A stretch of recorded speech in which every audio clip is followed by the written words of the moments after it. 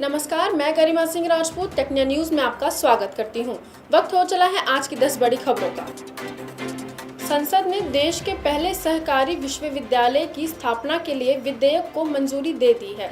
गुजरात के आनंद में त्रिभुवन सहकारी विश्वविद्यालय स्थापित करने के संबंधित विधेयक को राज्यसभा ने ध्वनिमत से पारित किया। लोकसभा से ये विधेयक 26 मार्च को पारित हो चुका है। विश्वविद्यालय का नाम त्रिभुवन कृषिभाई पटेल के नाम पर रखा गया है, जो भारत में सहकारिता के अग्रदूतों में एक थे। भारत के गृह मंत्री अमित शाह ने कहा है कि 1 साल के भीतर भारत नक्सलवाद की समस्या से मुक्त हो जाएगा। उन्होंने कहा कि नक्सलवाद से अति प्रभावित जिलों की संख्या 12 से घटकर 6 रह गई है। गृह मंत्री ने इसे नया मील का पत्थर बताया है। उन्होंने बताया है कि सरकार 31 मार्च 2026 तक नक्सलवाद को जड़ से उखाड़ फेंकने के लिए प्रतिबद्ध है। नेशनल हाईवे और एक्सप्रेस वे पर आपका सफर अब पहले से महंगा हो गया है। अब इन मार्गों पर सफर के दौरान अधिक टोल टैक्स चुकाना होगा। राष्ट्रीय राजमार्ग प्राधिकरण यानी NHAI ने देश भर में नेशनल हाईवे पर टोल शुल्क में औसतन 4 से 5% की बढ़ोतरी की है। वाहन चालकों के लिए संशोधित टोल शुल्क 1 अप्रैल से लागू कर दिया गया है। देश में नेशनल हाईवे पर करीब 855 टोल प्लाजा है, जहां टोल वसूला जाता है। भारत के रक्षा निर्यात में पिछले वित्त वर्ष में रिकॉर्ड बढ़ोतरी हुई है। रक्षा मंत्री राजनाथ सिंह ने बताया कि साल 2024-25 में भारत के रक्षा निर्यात ने करीब 24,000 करोड़ रुपए का आंकड़ा छू लिया है। ये बढ़ोतरी उसके पिछले वर्ष की तुलना में करीब 12% ज्यादा है।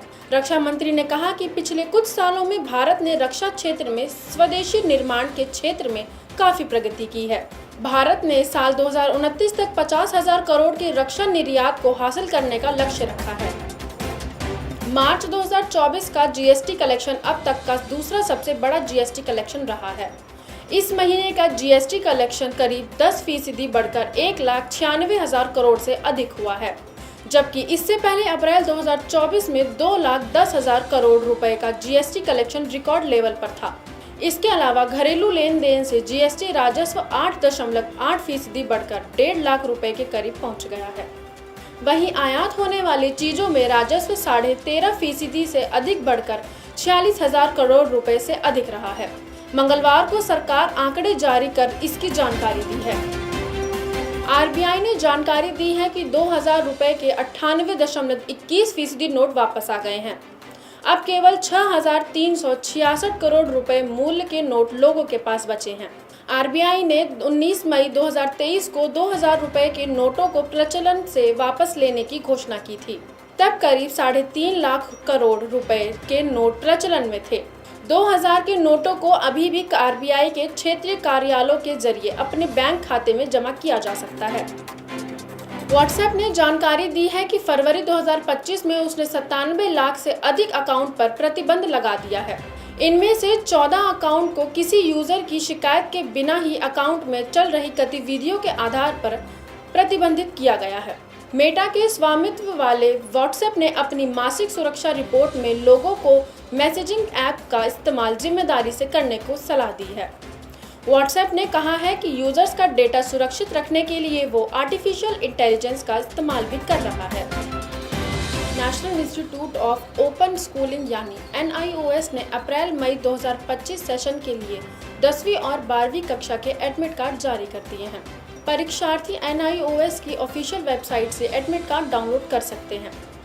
NIOS बोर्ड की 10वीं और 12वीं की लिखित परीक्षाएं 9 अप्रैल से 19 मई तक विभिन्न परीक्षा केंद्रों पर आयोजित होंगी। 10वीं क्लास का पहला पेपर भारतीय दर्शन और 12वीं क्लास का एंटरप्रेन्योरशिप सब्जेक्ट का होगा। भारत की तरफ से सबसे ज्यादा अंतर्राष्ट्रीय मैच खेलने का रिकॉर्ड बनाने वाली हॉकी खिलाड़ी वंदना कटारिया ने संन्यास लेने की घोषणा की है। वंदना ने भारत की तरफ से 320 अंतर्राष्ट्रीय मैच खेलकर नया रिकॉर्ड बनाया है। अपने 15 साल के सुनहरे करियर में वंदना ने कुल 158 गोल दागे हैं। वंदना को सन 2022 में पद्मश्री से भी सम्मानित किया गया है। वो बेटी बचाओ बेटी पढ़ाओ अभियान की ब्रांड एम्बेसडर भी हैं। वंदना ने कहा है कि वो संन्यास लेने के बाद भी हॉकी से जुड़ी रहेंगी। सलमान खान की नई फिल्म सिकंदर बॉक्स ऑफिस पर कमाल दिखाने में नाकामयाब रही है। ईद का असर खत्म होते ही फिल्म की कलेक्शन काफी गिर गई है। सिकंदर ने पहले दिन करीब 30 करोड़ रुपए का कलेक्शन किया था। ईद की छुट्टी का फिल्म को फायदा मिला और कलेक्शन बढ़कर 33 करोड़ रुपए हो गया। हालांकि सलमान की ईद पर रिलीज होने वाली फिल्मों की तुलना में ये जंप उतना बड़ा नहीं था, जैसा उनकी फिल्मों में मिलता रहा है। ईद के बाद सिकंदर ने तीसरे दिन सिर्फ 23 करोड़ का बिजनेस किया है। ये सोमवार के कलेक्शन से 30% कम है। सिकंदर 5,500 स्क्रीन पर एक साथ रिलीज की गई है और ऐसे में फिल्म की रफ्तार को काफी धीमा माना जा रहा है। आज के लिए बस इतना ही। देखते रहिए टेक्निया न्यूज। चैनल को लाइक, शेयर एंड सब्सक्राइब करें।